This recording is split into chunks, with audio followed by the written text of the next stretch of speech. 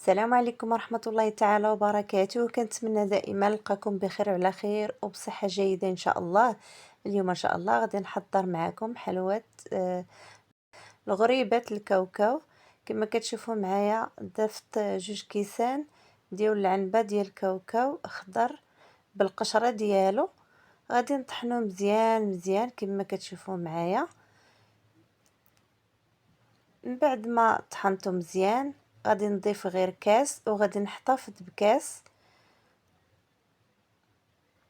غادي ندير رشة ملح باش تحسن لينا الذوق، كاس ديال العنبة ديال سكر سنيدة، كاس ديال زيت نباتية، 2 بيضات. غادي نحرك المكونات جيد.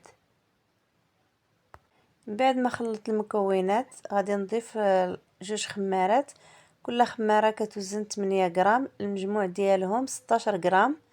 وغادي نضيف الدقيق عندي نص كيلو ديال الدقيق اللي غادي نضيفه تدريجيا حتى غادي نجمع العجينه. كما كتشوفوا معايا من بعد ما جمعت العجينه ما تكونش قاصحه وشاط ليا من الدقيق، يكون شي كاس ديال الدقيق اللي شاط. كما كتشوفوا معايا غادي نضيف الكاس الثاني ديال الكاوكاو اللي طحنت.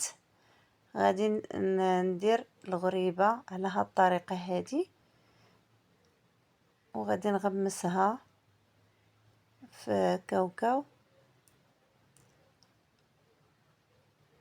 كتجي لذيذه بزاف هاد الحلوى وكتجي هشيشه وكتذوب في الفم. الا ذقتوها ما تقدروش تستغناو عليها. كتجي بنينه مع المربى المشماش اللي غادي نضيف فيها في الوسط ديالها. بقاو معايا باش تشوفوا طريقه التحضير ديالها حتى الاخير ديال الفيديو.